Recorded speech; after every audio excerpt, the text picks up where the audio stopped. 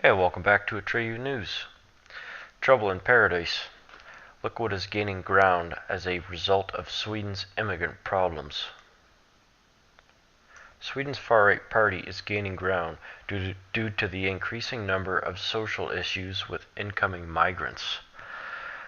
Perhaps the West is not as weak as the world order had hoped. There's still strength there. It is fantastic to see. From Global Risk Insights, Sweden has accepted more refugees per capita than any other European country. At the height of the European refugee crisis in 2015, Sweden accepted 10,000 refugees per week. Sweden's liberal immigration policy is honorable, but it does not come without problems. As social problems increase, Sweden's far-right party, the Sweden Democrats, are gaining territory and will likely be the major winner in the next election. Yes. I can hear it now. I see the European Union dissolved. All the countries get their borders back. I can see it already. Failed integration and high immigration equals social problems. Sweden has 53 areas defined as particularly vulnerable areas. Vulnerable areas and risk areas. 15 of these areas are particularly vulnerable and are primarily located in the suburbs of Stockholm, Gothenburg, and Malmö. The National Operations Department, also known as the NOA, part of the Swedish police, defines particularly vulnerable areas as areas where the safety and security situation is difficult or impossible to control. Attacks against police officers are common, particularly during arrests. The most notable outbreak of violence occurred in 2013 when hundreds of cars and schools were set on fire and police were attacked in Stockholm's poorer suburbs. Intimidation of witnesses to crimes that could testify in court is common, which undermines the legal systems. And I just recently figured out why they do this. When they burn hundreds of cars and schools, set them on fire, what ends up happening is that the migrants move into the area where the native Swedish population live, right? They can't really afford the housing, so they burn all the cars and the houses to freak the native Swedish population out, freaks them right the fuck out, so they take off, and then it lowers all the value of the houses in the neighborhood so they can have more people move in. You see how it is? That's why they do it. People can never understand, but that's exactly why. It makes perfect sense. NOA also mentions that particularly vulnerable areas in Sweden have parallel society structures or their own norms, economies, and legal systems. Violence is a regular occurrence and can happen during the day and put innocent bystanders at risk. The level of violence is increasingly deadly, particularly between different criminal constellations. Religious extremism is present in a third of these areas, with intolerance against moderate Muslims and individuals traveling to join foreign terrorist groups. What have we allowed to happen? I can't really say we as an I, because it was there long before I had been born, but we're going to have to stop the madness before the whole world falls into darkness. In case people hadn't realized, 2/3 of the world already lives in what we consider hell. The number of particularly vulnerable areas will most likely increase. A major reason is that Sweden, for all its good intentions, has failed to integrate newcomers into a labor market. A segregated housing market and school system are some of the root causes of why many newcomers failed to receive adequate education and become competitive enough to successfully enter the labor market.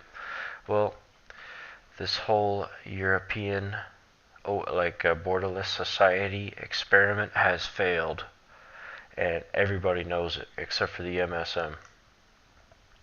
Breaking: South Korean president is refusing to vacate residence after impeachment. That's hilarious. Nice democratic society, right? Former South Korean president is refusing to vacate the South Korean Blue House.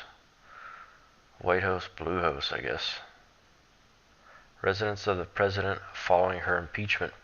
From Zero Hedge, as discussed last night in a historic ruling, the South Korean Constitutional Court upheld an impeachment decision against the president, removing her from office on Friday over a graft scandal involving the country's conglomerates at a time of rising tensions with North Korea and China. The ruling sparked protests from hundreds of her supporters, two of whom were killed in a clash with police outside the court. Park becomes South Korea's first democratically elected leader to be forced from office, capping months of paralysis and turmoil over a corruption scandal that also landed the head of the Samsung conglomerate in jail. A snap presidential election will be held within 60 days. Her ouster caps a 5-month-long political scandal whose verdict exposed fault lines in a country long divided by Cold War politics. The ruling to uphold Parliament's December 9th vote to impeach her marks a dramatic fall from grace as Southern Korea's first woman president and daughter of the Cold War military dictator, both of whose parents were assassinated. Well, she's not off to a very good start, is she? 사병을 뚫어주십시오. 네, 여기 있으면 안 됩니다. 사병을 뚫어주세요. 네, 지금 자, 네. 되는 것 같아요.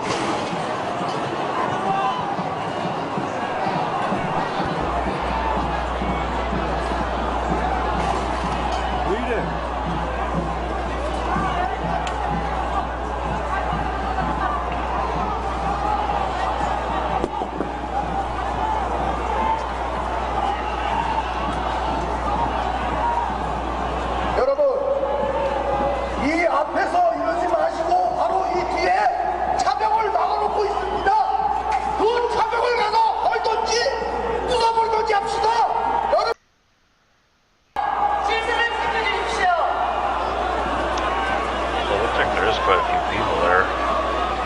Yeah, that's the size of the crowd.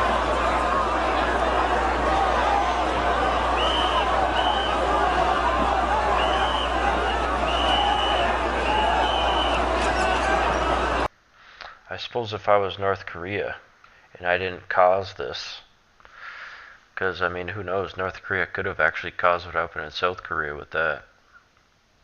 But if I was North Korea, I'd be pretty happy right about now. Breaking. Maxine Waters backtracks. Look what outrageous claim she no longer supports. Representative Maxine Waters has walked back claims on the unconfirmed Trump dossier from Trump's alleged sex actions. From the Washington Free Beacon, Representative Maxine Waters has walked back her comments on an unconfirmed dossier about President Donald Trump she made on Thursday. Waters told MSNBC host Ali Velshi on Thursday, "We already know that the part about the coverage they have on him with sex actions is supposed to be true. They have said that's absolutely true. Some of the things they kind of allude to." In a statement tweeted by MSNBC, a Waters aide clarified the Congresswoman's comment. According to the Waterside aide, the Congresswoman was referring to this section of the dossier and saying that she would support an investigation into the redacted source and the information they provided as part of the broader House intelligence investigation into potential ties between Trump associates and Russian operatives during the 2016 presidential election, the statement reads. The aide further clarified that Waters had not discussed any classified material, telling MSNBC she wasn't talking about anything that's not already in the public domain. Waters' aide also downplayed the Congresswoman's interest in the specific unconfirmed sexual events detailed in the dossier. She further added that this section of the dossier is only important to the extent investigators are looking into possible blackmail, the statement says. Well, there you have it. Democrats are all fluff, all bark, and no bite. Like Trump was saying, all talk, no action.